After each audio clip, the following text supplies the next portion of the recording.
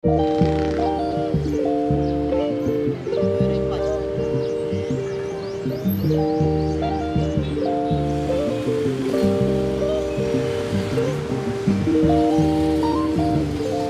everyone and welcome sa panibagong episode ng Sambo Eats. Another day, another food adventure na naman masasaksiyan nyo dito sa channel namin. And today, nandito tayo sa Barangay Tetuan at binisita natin ang Bistro del Sur na kakabukas pa lang noong October. Kaya tara, samahan nyo kami sa panibagong episode ng Sambo Eats and tikman natin ang mga nagsasarapang pagkain ng Bistro del Sur.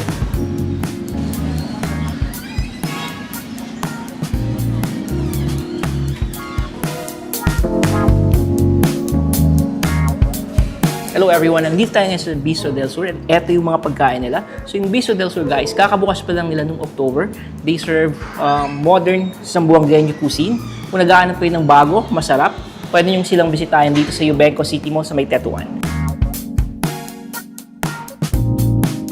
So ito yung mga pagkain na in-order natin guys. So meron tayong caliente pan con jalea. Merong ice cream on top. Ito yung una natin kakainin para hindi masyadong mag-melt yung ice cream. Merong cuaracha with jalapeno sauce. Ito siya. Kung makikita nyo, malalaki yung cuaracha. And then meron rin tayong jalapeno rolls. And then meron rin tayong grilled squid. So meron rin creamy, crunchy pechay on tortilla. Ito siya. Una natin titikman guys is itong pan caliente with jalea. So, meron siyang ice cream on top. So, ito muna yung una natin kakainin. So, kung makikita nyo guys, punong-puno ng jalea sauce yung tinapay. So, titikman na natin siya. At ang sabi is masarap daw siya pag mainit. So, ito yung una nating titikman. So, first bite. Masarap yung combination ng ice cream guys at ng jalea. At then, nung tinapay na nilagay nila. Tamang-tama, masarap yung tinapay pag mainit combined with the jalea sauce and then yung ice cream. Naglalaro yung flavor sa bibig, naglalaro yung sweetness and then yung texture ng tinapay. So paulit tayo. This time lalagyan naman natin siya ng ice cream.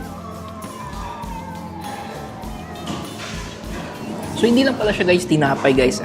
Yung pagkakain ko, meron pala siyang shredded coconut sa loob.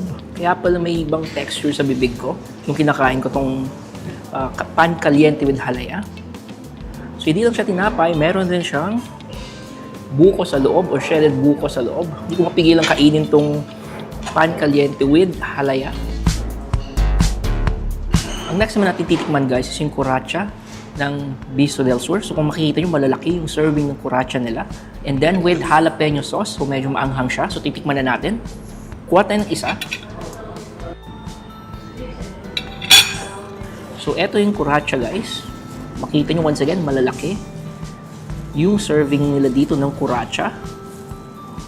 So bubuksan natin. Tatanggalin natin yung shell. Makikita nyo, may alige. And then, kuha tayo ng cuaracha meat. Papartnerin natin sa rice. Makikita nyo, umaapaw yung sauce sa cuaracha. By the way guys, yung cuaracha guys is sikat dito sa Zamboanga City. Kuha na tayo ng meat. Then, kuha tayo ng sauce. Lalagyan natin sa rice natin. Then, first bite, no cuaracha with jalapeno sauce.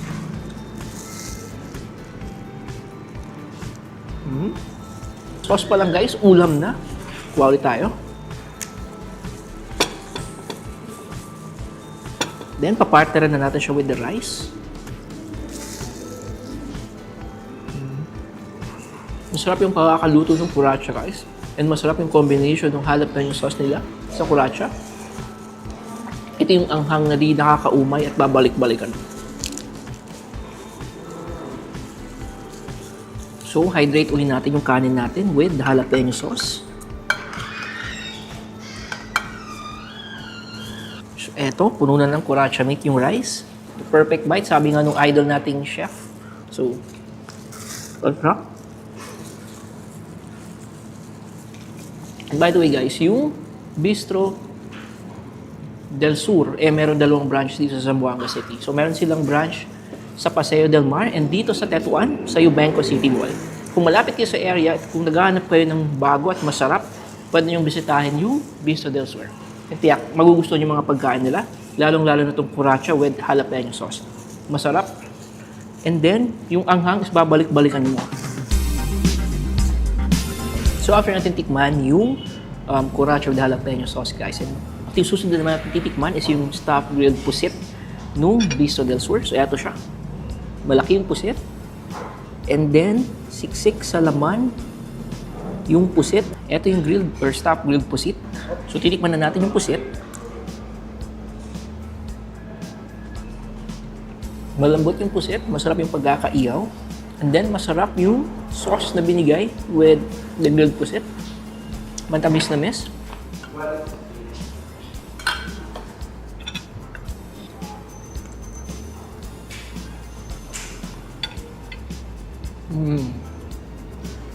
Kung mahilig kayo sa seafood, guys, marami kayong pagpipili ang seafood sa menu ng Bistro del Sur.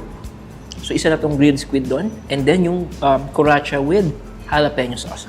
So, ang next naman natin titikman is yung beef jalapeno rolls. Ito siya.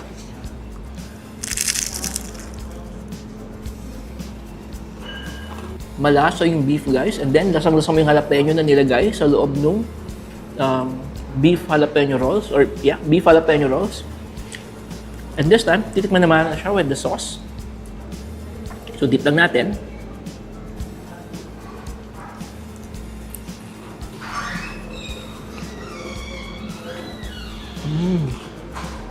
Kakaiba, masarap yung lasa ng sauce, guys. Hindi na ako nakatikim ng ganitong sauce. Masarap ka-partner dito sa beef jalapeno rolls.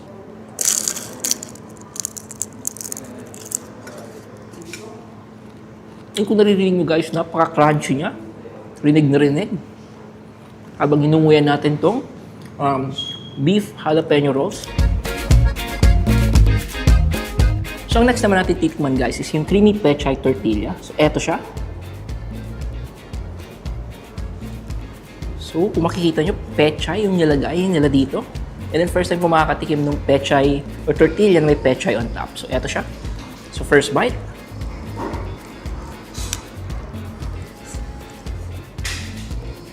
Unang kagat pa lang, malalasahan mo na kagad yung cheese.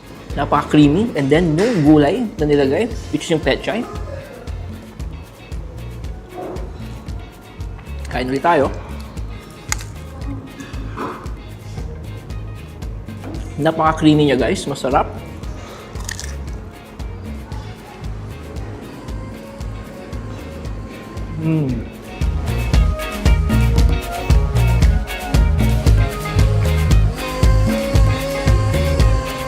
Nandito tayo sa last part ng ating video for today, guys. And kung nagustuhan niyo itong video, paki-thumbs up.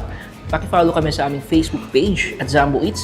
And kung hindi ka pa nakasubscribe sa aming YouTube channel, paki-subscribe naman po kami at Zambo Eats sa YouTube. And by the way, meron rin kami TikTok, guys. Kung mapadpad kayo sa TikTok, pwede nyo rin kami i-follow. And kung naghahanap kayo once again ng bago, masarap, affordable na makakainan dito sa Zamboanga City, so pwede nyo bisitahin yung Bistro del Sur. They offer modern Zamboangueño cuisine na siguradong magugustuhan nyo. Masarap overall yung pagkain nila dito. And once again, meron silang dalawang branches, guys, na pwede nyo bisitahin dito sa Zamboanga City. Once again, yung isa is nasa Paseo del Mar. And yung branch na pinunta natin is nandito sa Ubenco City Mall sa Tetuan. So, once again, salamat sa suporta nyo, guys, and see you on our next video. That's yummy.